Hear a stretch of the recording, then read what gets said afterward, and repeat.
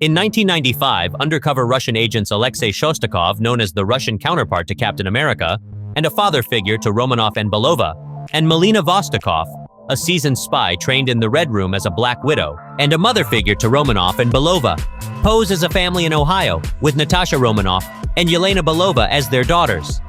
They steal SHIELD intelligence and flee to Cuba, where their boss, General Dreykov, a Russian general and head of the Red Room program, has Romanoff and Belova sent to the Red Room for training. While Yelena is pleased to return, Natasha is distressed about leaving Ohio and is reluctant to return to the Red Room program. Years later, Shostakov is imprisoned in Russia, while Romanoff defects to SHIELD after bombing Dreykov's Budapest office, allegedly killing him and his young daughter, Antonia. In 2016, Romanoff became a fugitive for violating the Sokovia Accords, which are legal documents designed to regulate the activities of enhanced individuals. These accords lead to a split within the Avengers, with Tony Stark supporting them due to his involvement in the Ultron offensive, while Steve Rogers opposes them, fearing government control over missions. The schism escalates when Helmut Zemo frames Bucky Barnes for a terrorist attack, further dividing the Avengers. The Sokovia Accords, combined with Zemo's manipulation, lead to the Avengers' dissolution, with Stark's pro-Accords faction and Rogers' anti-Accords faction clashing at an airport. Romanoff, initially pro-Accords, but ultimately betraying Stark's faction, becomes a fugitive or is placed under house arrest, thwarting coordinated defense efforts. She escapes U.S. Secretary of State Thaddeus Ross and seeks refuge in a safe house in Norway provided by Rick Mason, an ally from Romanoff's SHIELD past who harbors romantic feelings for her. Meanwhile, Belova eliminates a rogue former Black Widow, but is exposed to a synthetic gas that neutralizes the Red Room's mind control agent. Removing her tracker, she sends antidote vials to Romanoff, hoping to aid her in freeing the other widows, before disappearing into hiding. While driving with the vials in her possession, Romanoff is ambushed by the Red Room agent Taskmaster. She deduces that Taskmaster is after the case and manages to escape, eventually tracing the vials back to Belova, collected by Mason from Romanoff's Budapest hideout. Upon meeting Belova, she learns that Dreykov is alive, and the Red Room remains active. They are attacked by Black Widows and Taskmaster, but evade capture and rendezvous with Mason, who provides them with a helicopter. Belova reveals that the antidote was developed by a Black Widow from Melina's generation and emphasizes the urgency of stopping Dreykov's murderous Black Widow program. Romanoff and Belova liberate Shostakov from prison to discover Dreykov's whereabouts. He directs them to Vostokov, residing on a farm outside St. Petersburg, where she is perfecting the chemical mind control process used on the Widows, a technology initially stolen from SHIELD years ago by Shostakov and Melina. Belova confronts Melina about her manipulation and reveals that Natasha left her behind, while Melina discloses the truth about Natasha's origins, revealing her parents were paid off after she was selected by a genetic potential assessment program. However, her mother's persistence in searching for her led to her murder by Dreykov.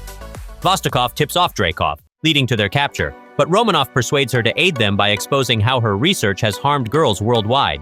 Using face mask technology, Romanoff and Vostokov switch places to outwit Dreykov's agents. However, Taskmaster intervenes, sedating everyone and transporting them to the Red Room, a floating city.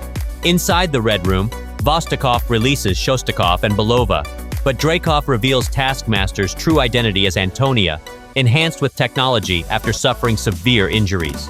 Romanoff disables the Widow's pheromone lock, enabling her to confront Dreykov. Meanwhile, Shostakov engages Taskmaster, and Vostokov sabotages the facility's engines. As chaos erupts, Romanoff exposes the Black Widows to the antidote, copies the global Widow locations, and retrieves antidote vials before freeing Taskmaster. Vostokov and Shostakov escape via a plane, while Belova incapacitates Dreykov's aircraft, resulting in his demise.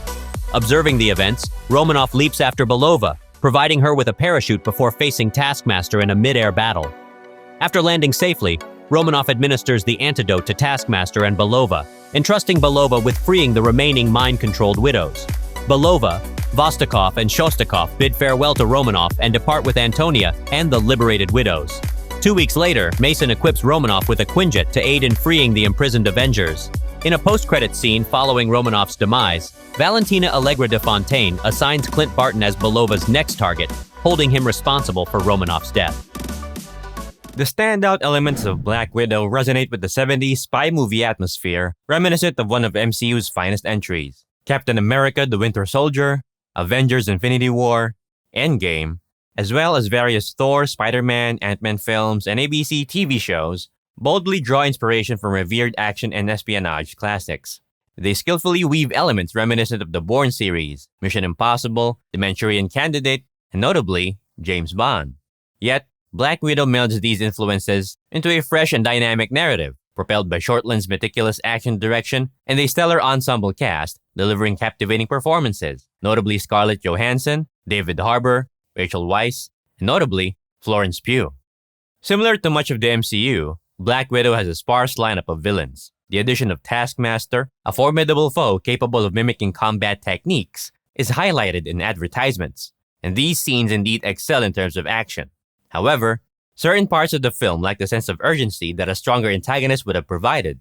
Nevertheless, director Shortland adeptly maintains its sleekness throughout Black Widow, distinguishing it from many of the other MCU films.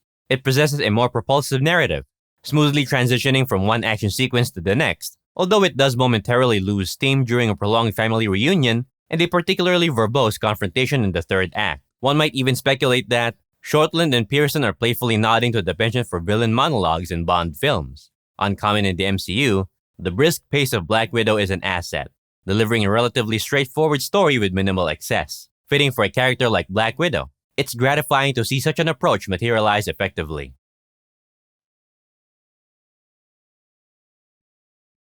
As thanks for watching the whole video, here's a picture of a cute puppy.